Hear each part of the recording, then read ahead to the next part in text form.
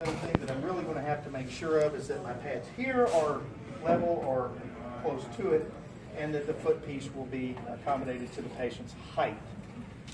Now, some of you noticed, and some of you didn't, that when it came test time last time, one of the things that I did to the table, people didn't think about. Headrest paper. Okay. Some of them I had their headrest paper was on there. I just had it rolled up. I didn't see anybody unroll it and place it where it needed to go. So don't forget that, okay? Obviously, if you're going to lay a patient down there, we'll be sure there's fresh headrest paper for the patient to lay their face on the pad. Okay? Now, I've got my table ready to go. I want to have the patient lay face down on the table, head on this end. There we go. Does anybody remember where the patient should be positioned? Shoulders in line. CT junction, roughly in between that space between headpiece and thoracic piece. Now he's a little bit high, so I'm going to have him scoot down just a little bit. That's good right there, just like that. Now. Okay. Do you like my knot? It's a pretty effective knot, I might add. All right. So I'm going to raise the table up just a little bit. Now I've got the table taken care of. I need to bring the foot piece out just a little bit for him. So raise your feet up just a little, right there. Sit. Patient's on the table. Table's accommodated to the patient. We're good. Got the patient positioned where I need them positioned. Now I need to position myself. And for most of these setups, my position is going to be what? Fencer stance to the side of the table. Now, obviously, we've got some that we do at the head of the table, and we'll get to that in just a little bit. But most often, I'm at the side of the table in a fencer stance. Okay? Now, we're going to drape the patient accordingly, depending on what area of the spine that I'm in. And hopefully, all of you will remember what levels each of these setups are for, so that you will not have problems when I start asking questions about that. Okay? So, say it again. T4 to T12, there are exceptions. I think that double hypothenor is what an L1. T5 to L1, is that what you said? Yes, that's what Double thenar, you can go down to L1. Yeah. You move one segment down, okay, for that one. How about your side of table setups or your head of table setups? What segment ranges are we working with there? 1 through 3. T1 to T3. Okay, very good. All right. So, starting out, I've got my unilateral setups. I've got two versions of that. I've got an ipsilateral and a contralateral. In my ipsilateral setup, my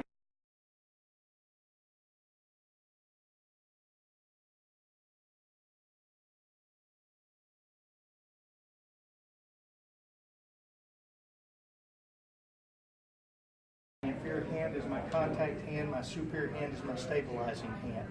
And there's only one hand of the doctor that's going to be contacting the patient once the setup are in place. Okay? Now, I'm going to find my T6 level roughly, and because that's the segment that I want to use. I'm going to take a tissue pull with my indifferent hand, P to A, I to S, medial to lateral, out onto the posterior inferior aspect of the TVP. I'm going to follow that up with my contact. My MCP should be at about 12 o'clock. I'm going to stabilize by sliding my piezoform, my stabilizing hand, in the anatomical snuff box of my contact hand. I'm going to wrap my wrist. Okay? Now, my external knot should be slightly below my contact, because what's going to happen is I'm going to rock forward and up over my contact, and this is where I would thrust. Pec triceps with a little bit of body drop. Now, that's my unilateral ipsilateral. If I wanted to change my unilateral ipsilateral to a bilateral ipsilateral,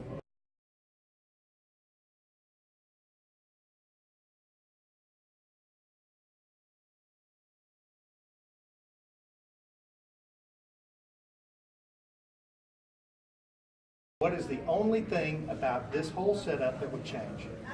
Go underneath. Stabilizing hand. All I would do is take my stabilizing hand, run it underneath my contact hand, lay it flat on the opposite pair of spines. Okay?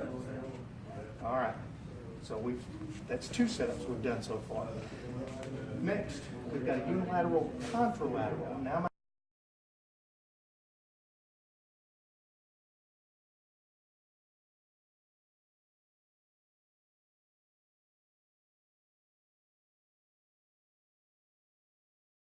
my hands change. On a unilateral contralateral, my superior hand's my contact hand, my inferior hand is my stabilizing hand. Okay?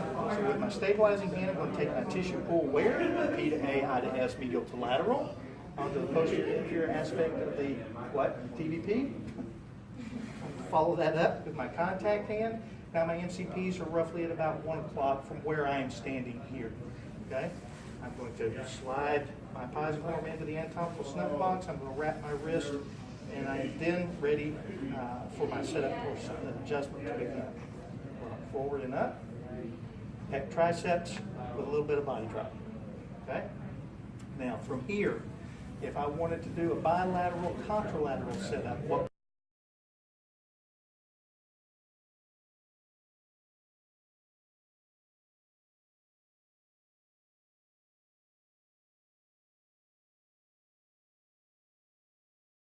I do?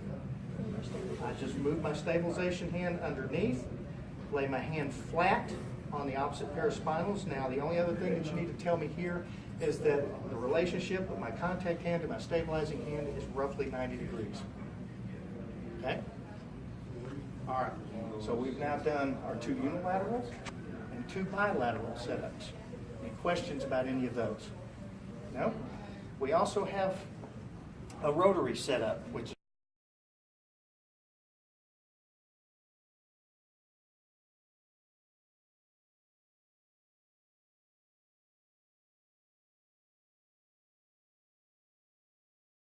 is also a bilateral contact. So in this instance, we know that a rotary setup is always ipsilateral. Okay?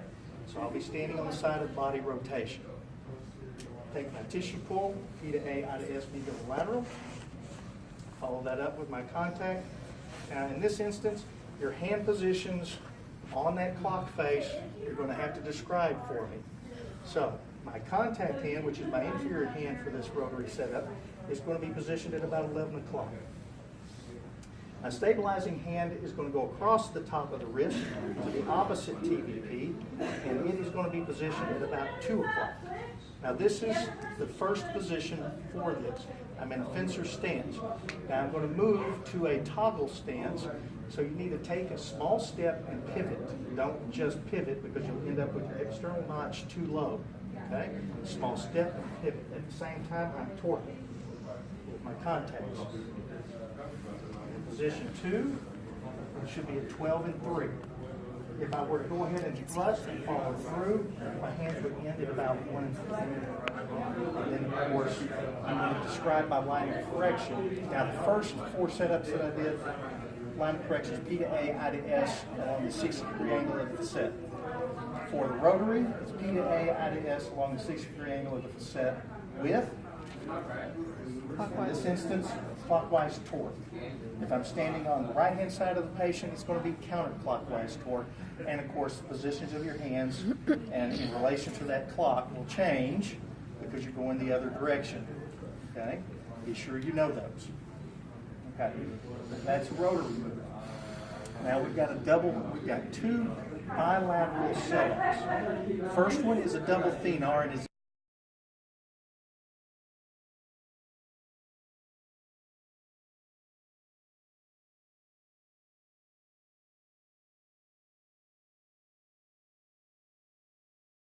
exactly what it says it is. It's double thenar contact. You do not have a stabilization with this one. It's bilateral contacts. In this instance, we're going to do this in the lower thoracics. For our purposes, I want to set up at about T10. So I'm going to be down about here. I am going to take my tissue pull with my contact hand, and I'm going to place my contralateral hand first. I'm going to slide right up, taking the tissue slack out onto that posterior inferior aspect of the TVP, and then I'm going to follow it up with my other hand on the opposite TVP. Hands in this position, arms straight out or slightly bent but locked. When you thrust, you're going to just do a body drop. Okay? Straight through. Now, because I'm in the lower portion of the thoracic spine, I am obviously standing a little bit more inferior so that my angle will meet the angle of the kyphosis. Line of correction is still P to A, I to S along the 60-degree angle of the facet. Okay? What's the listing that I'm adjusting for? Just a straight posterior. Okay? Now, my other bilateral contact is a double knife edge.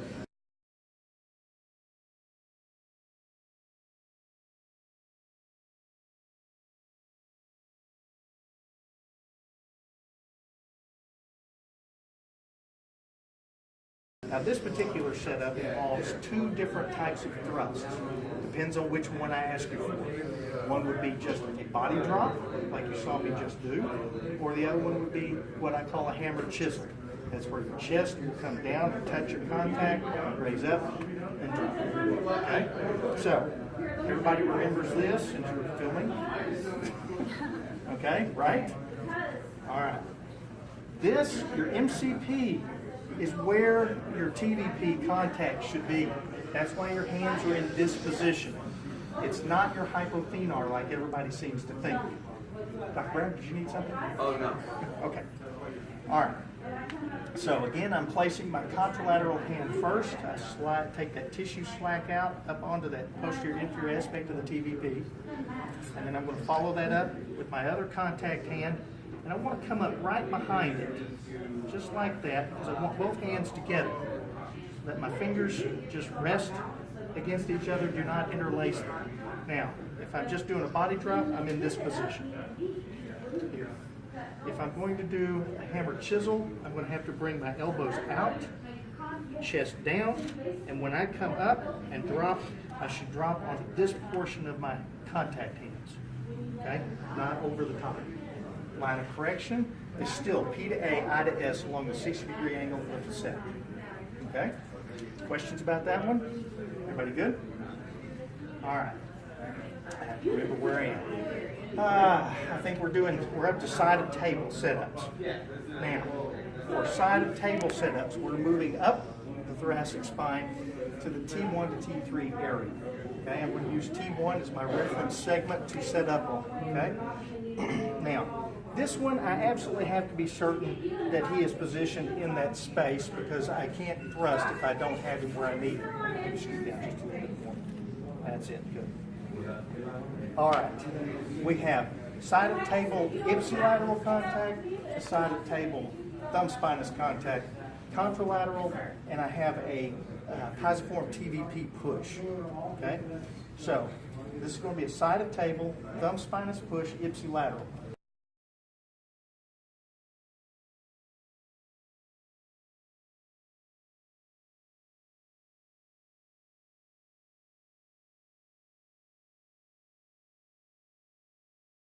My contact hand is my superior hand. I'm going to reach down and I'm just going to gently pull that trap back out of the way.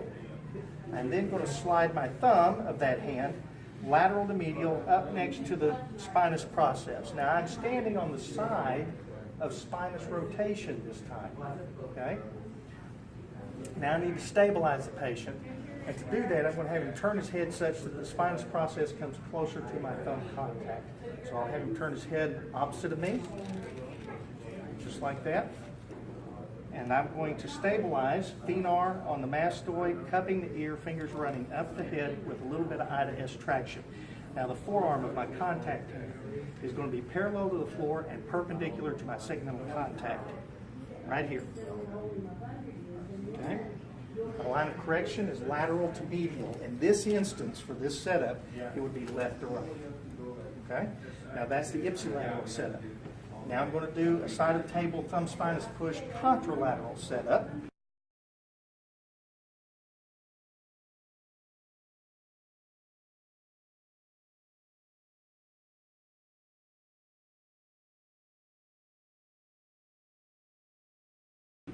I'm staying on the left side, so I'm going to want to contact the right side this time.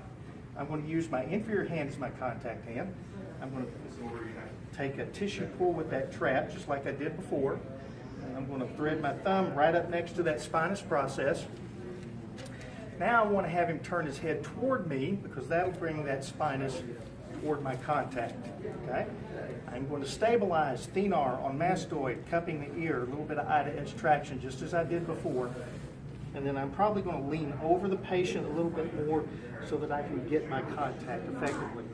Now my forearm here is still perpendicular to the segmental contact, but it is about a 30 to 45 degree angle to the floor in this instance. The line of correction is still lateral to medial. In this instance, it'd be right to left. Okay? A little bit harder to do because you're at an angle and a little bit of a disadvantage, but you're still coming straight across.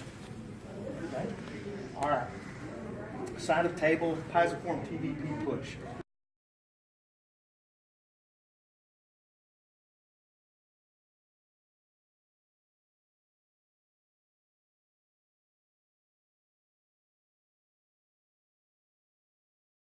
Now I am paying attention again to body rotation. So I'd be standing on the side of body rotation for this one. This is the one where you've got to pay attention to the kyphosis in the upper thoracic spine. Okay? I'm going to take a tissue pull onto the posterior inferior aspect of the TVP. I'm going to follow that up with my contact hand, which is my inferior hand. Keep my arm straight, and I'm going to lean forward with it just a little bit because I'm accounting for that kyphosis. I'm going to have the patient turn their head so that it brings that TVP up closer to my contact. That means he's going to turn his head toward me, just like that. I'm going to stabilize like I've been doing so far.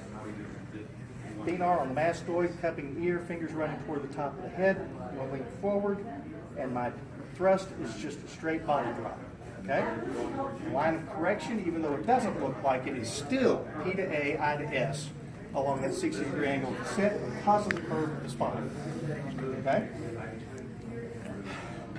I had to take a breath. So, those are all side of the table. Now, you guys might want to move to the sides because I'm going to come to the head of the table now. All right, I'm going to raise you up just a little bit. All right. Now, we have two head of table setups. We have a head of table thumb spinous push, and we have a head of table base index TVP push. That's the one everybody had fun with. Okay? Now, for our head of table thumb spinous push,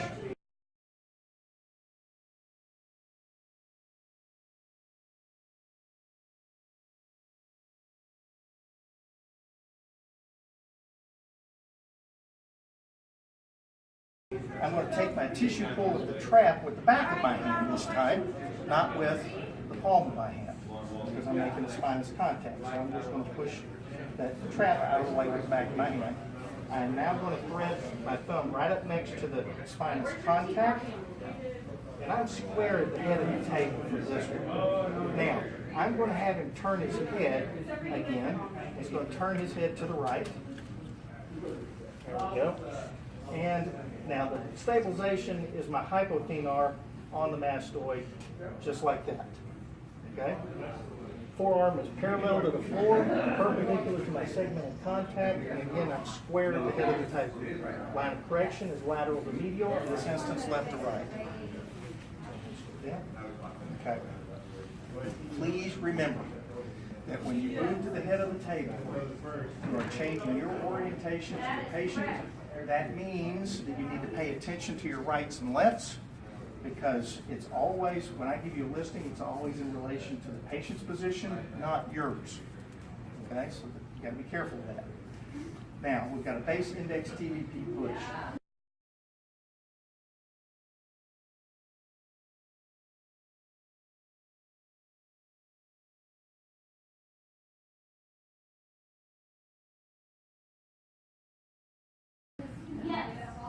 This is going to be one where I come around the trap, taking a tissue pull onto that posterior superior aspect of the TVP. Okay? My stabilization for this one is going to be a bilateral contact. My chiropractic index finger, my thumb, the rest of my hand cupping the back of his head, just like that. I'm not going to have him turn his head for this one. This is the only setup for this bilateral contact that I want to see. Even though it's described for a couple of the others in the written information, please be sure that this is the only one that uses this stabilization for. Okay?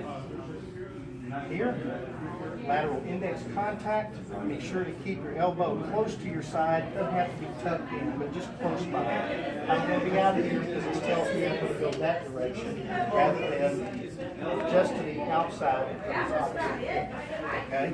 P to A, S to I, lateral medial. Okay? All right. That was our base index to push. Now, we have some interior thoracic moves to do. See how we are from the lower table.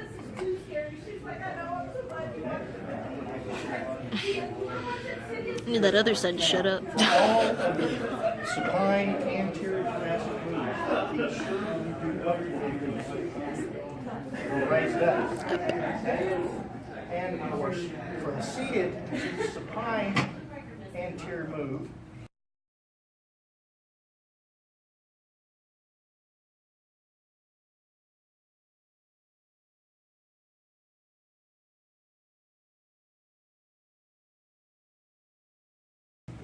I want to bring the foot piece all the way in. And I can probably draw this in. There we go.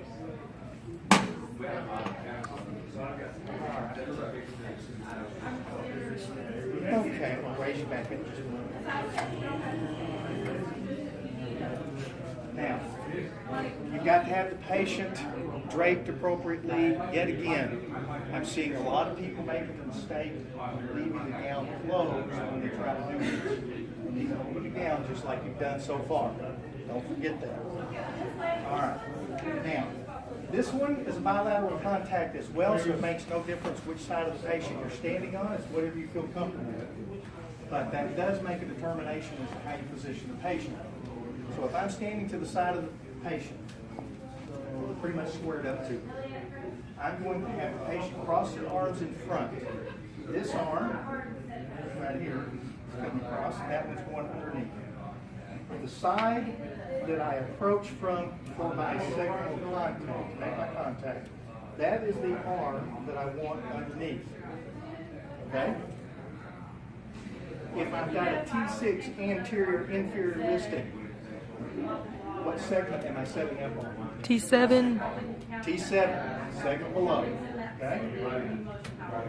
My contact, I've got his arms folded, I'm going to have him get his head forward. So come forward with me. Do not forget to give them breathing instructions. In this instance, he's going to take a deep breath. And as he blows it out, we're going to lay back. I take a step with him, come with him, and just as he's already adjusted. From here, your line of correction is going to be anterior to posterior, inferior to superior. Do not let the patient go all the way back. Okay? Just onto your hand. Now, when you do this for any of your anterior thoracic moves, please be sure that you position yourself over the patient. I don't want to have you out here making your contact. You should either be mid-pec or mid-sternum. Okay, when you're over the patient.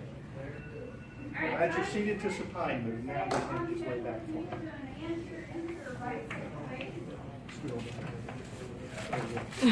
you.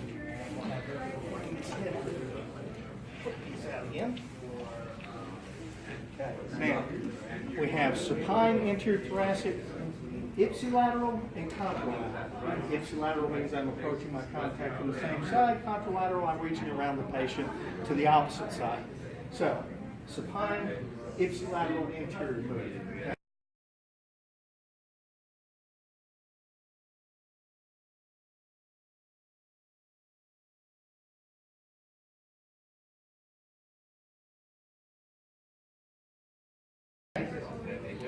Arms just like they were for the seated to supine. The difference is I'm not taking them from that position to this position. Okay? I find my contact spot, I place my contact to bring the patient back onto my hand. Now I'm going to give him breathing instructions here as well. I want him to take a deep breath and blow it out. And as he does that, when I get to the end, I'm already I'm going to thrust anterior, posterior, inferior, superior. Now, you probably will need to have the patient bring their shoulders up just a little bit, depending on where you're making your contact on the thoracic spine. Okay? All right. Now, hopefully everybody's noticing I'm placing my hand on the inferior or lower elbow. Please, I see a lot of people wanting to grasp that top one. This is the elbow you need to be contacting. If you can span both elbows, great. If not, then just make your contact on that lower elbow. Okay? Now, contralateral setup. Now,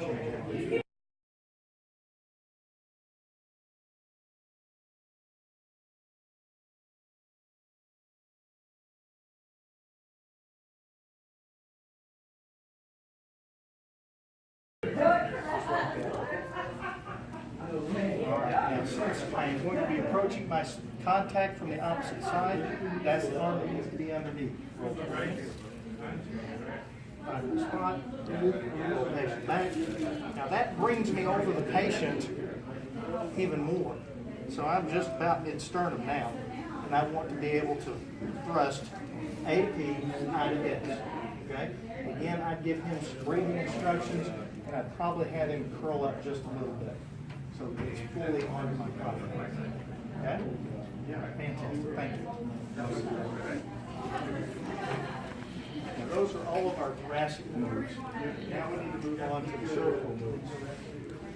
Just so that you're aware of it, for the cervical moves, we have occiput C1 and then C2 to C7. The C1 moves and the C2 to C7 moves, except for the prone ones, C2 to C7, all the others are essentially the same. It just depends on what structure is your segmental contact point. If I tell you that it's a TVP, you know it has got to be C1 that you're setting up on, because that's the only one of those cervicals that you're setting up on the TVP. If it's an index pillar contact, then you know you have to be somewhere between C2 to C7. Okay?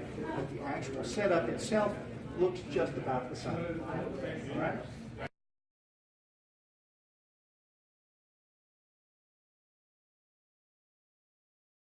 So, since he's in a seated position, we'll just start from there. Since he's a tall guy, I need him as low down as I can in the direction. Let me back up. There we go. So, now, I've got some seated moves for the cervicals. Let's start with the occiput.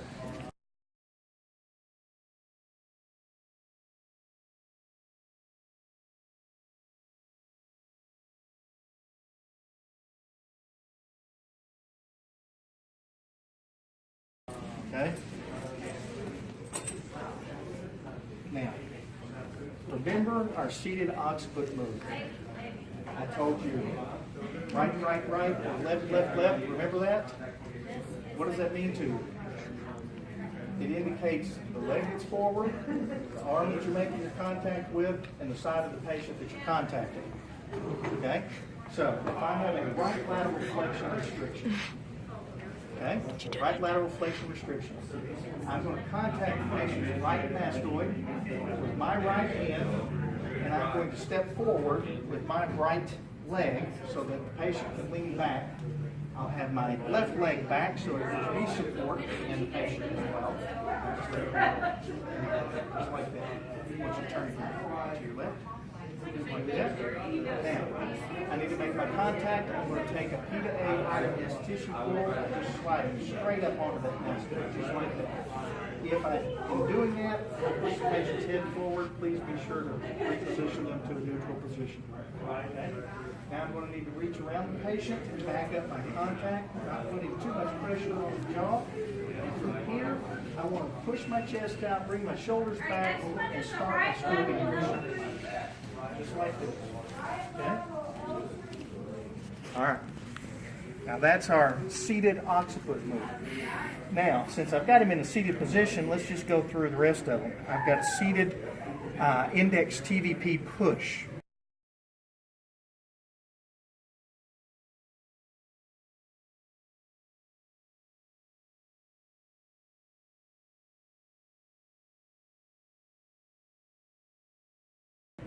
Okay, push move.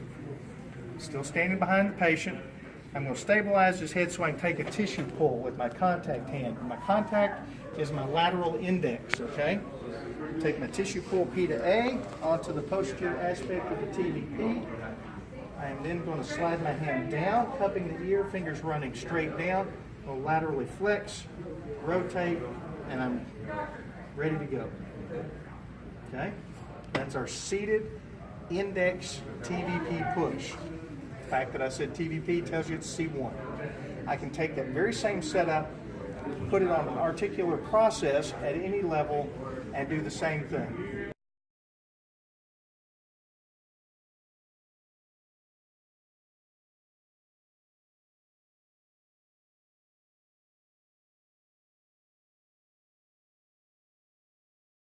Lateral flexion might be a little bit more because of where I am in the spine, and the line of correction changes. If I'm in the upper cervicals, it's an I to S direction. If I'm in the lower cervicals, it's an S to I direction along with the P to A along with the median. Okay? Everybody good with that? All right. Now, the other seated move that we've got is a pull move. Now, I'm going to demonstrate the seated index, or not index, but digit TVP pull.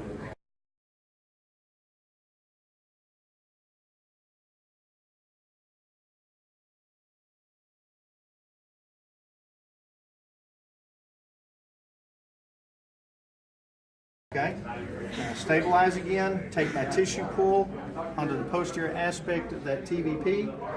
I'm going to slide my hand down, fingers pointing up this time, okay?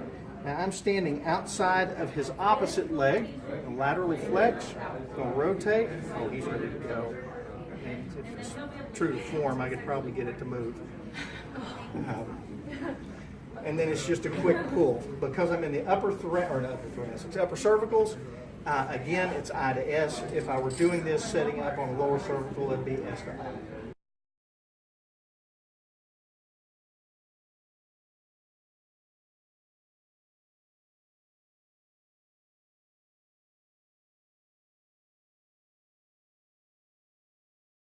Okay? So, I'm here. Just a quick pull up toward me, okay? Now, remember, the important aspect of this is not to step inside the patient's legs, okay? It's okay to stand outside. It's okay to move in front just a little bit, but not in between their legs, okay, if you need to. Because I know some people are a lot taller, and I don't want to have to reach like that to get to where I want to go. I can step in front and make my contact, okay? So those are our seated moves. Let me have you lay down the back. Coming up again. Musical students. Now, the headpiece in this instance is going to be slightly up.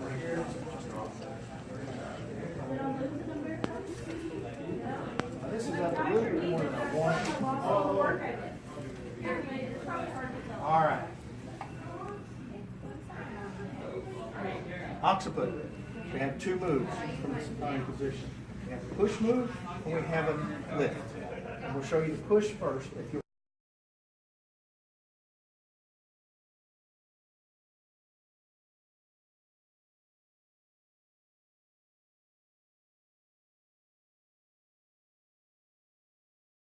remember, this is the one that I showed you two possible contact points. One to be in hypothenar eminence, the other being the second MCP. Okay? All right. So, to stabilize, I am going to cup the ear. My fingers are going to go in the back of the occiput. I'm going to rotate the patient's head. I'm contacting on the right side. I'm going to take a tissue pull superiorly, and then I'm going to drop right back down onto that posterior ridge. Okay? I'm then going to come back to neutral. Don't forget this, folks. That brings my elbow back down. I'm going to laterally flex and then rotate, which won't be very much. And I should be aiming just at that opposite shoulder. P to A, S to I, lateral to medial. Okay? Now that's done with hypothenar. If I wanted to do that with my second MCP contact, I just make it look like this. Okay? All right. Now that was our occiput push. Will you have that choice on the practical to either use your hyperthenar or your Just as I taught it to you, I told you that you would be able to use either. Okay. Now, since y'all are standing over there with the cameras, I'll be over here. It's not vodcasted. Actually, they recorded yesterday and uploaded it to your class page or something. So they were supposed to let everybody know that from that lab. Okay. Now, turn your head that direction.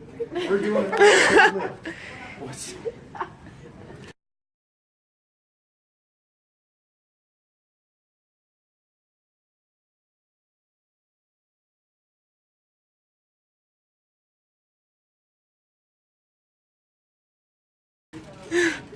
head up. Now I'm cupping his ear. My fingers are running straight down the cervical spine. Okay.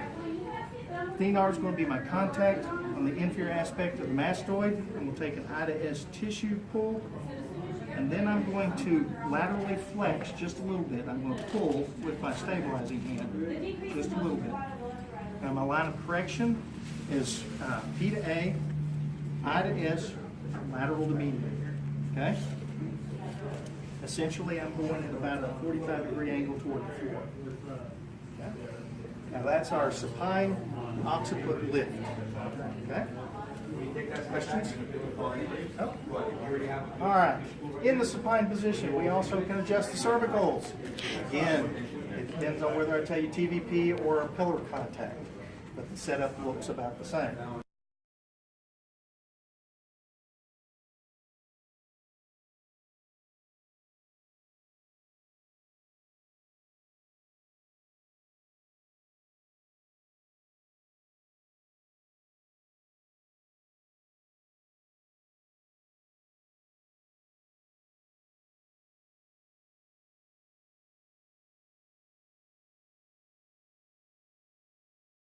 I'm going to take a lateral index contact. I'm still stabilizing, cupping that ear, fingers running around the back of the occiput, or if I'm lower in the cervical spine, I just move my hand down a little bit to stabilize the segment above. Okay? Tissue pull onto that posterior aspect of the TVP. Back to neutral, laterally flex. Now this time, because I'm in the upper cervicals, I'm going to have to come on around just a bit because I want to go I to S with my line of correction. Lateral flex, rotate. I don't have to go very far from here. Now this is going to give me, I'm touching the shoulder so that I can get that I to S component. Okay? If I'm in the lower cervicals, it'll be a little bit S to I, along the plane of the disc. Okay? That's our index TVP or pillar contacts. Okay? Now, stop and think. I got everything. All right. Now I need you to turn over your template.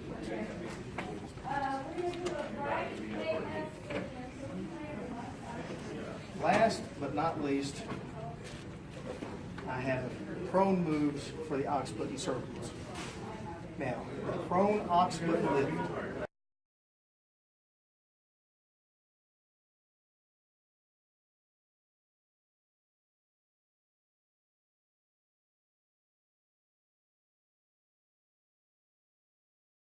Remember, there is no listing that goes with this other than a distraction restriction, if you want to call it that. This is a general mobilization adjustment. Okay? I can choose to have him turn his head either direction, but whichever direction I have him turn his head is going to determine which arm is underneath or which arm is on top. Okay? Go ahead and turn your head this direction for me. Just like that. I'll raise your head just a bit. I'm going to put his cheek right on my forearm, not on his temple, not down on his chin, but on his cheekbone. I'm going to cup the back of his occiput. I'm going to take my other forearm. I'm going to take an I to S tissue traction along that posterior aspect of his mastoid. I'm going to be as square at the head of the table as I possibly can be. And at this point, now, this hand, I tend to just lay right here. What I've shown you guys is just to tuck your hand in right there. You'll lean back. That gets you pre-tension, and the thrust is straight down the table towards yourself. Okay? General distraction maneuver. That's your prone occiput lift. Okay? Now, you're going to need to move around here. Other direction.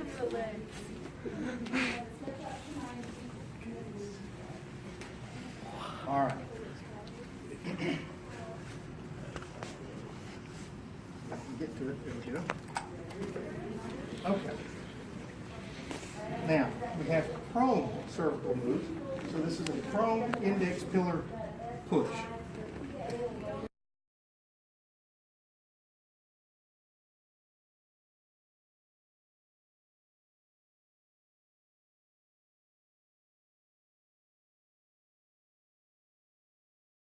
Now, I have ipsilateral, I have contralateral, and I have bilateral. So there are 3 versions of this that you're going to need to know.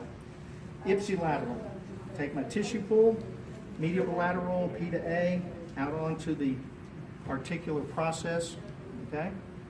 I'm then going to have the patient turn their head away from me for ipsilateral contact, turn that direction. I'm going to follow him as he goes. Don't let them just turn their head and then try to find your place. Follow them through. I'm going to stabilize by placing my thenar on the inferior mastoid, I to S traction, cut that ear, and I've got my forearm about parallel with the floor. Okay, for this setup, it'd be at C4 because I'm going straight through. But if I'm going upper cervicals, I'd have a little bit of I to S, lower cervicals, a little bit of S to I. Okay? That's our prone ipsilateral index pillar push. Now we have a contralateral version of that.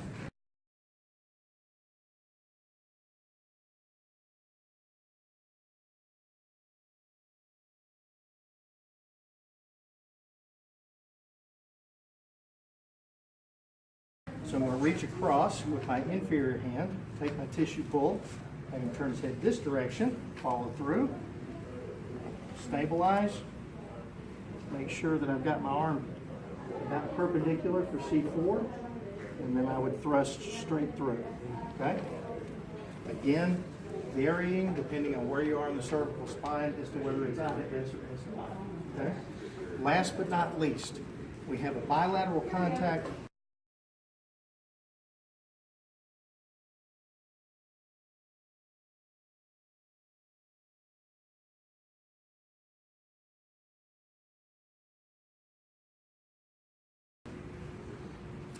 I'm going to place my contralateral aspect of this first, and then second with my ipsilateral contact, and I'm going to be straight over the patient at C4. If I'm in the upper cervicals, a little bit of an angle headward, lower cervicals, a little bit toward the feet. Okay? That would be for a straight posterior listing. Okay? I think that's all of them, if I'm not mistaken. Have I missed anything? No? I went pretty fast with all of that. So if there's anything about any of those setups that I didn't touch on, or I need to repeat for you, please say so. No? Looked like everything to me. No? So apparently there's some humor in the video. Just a little.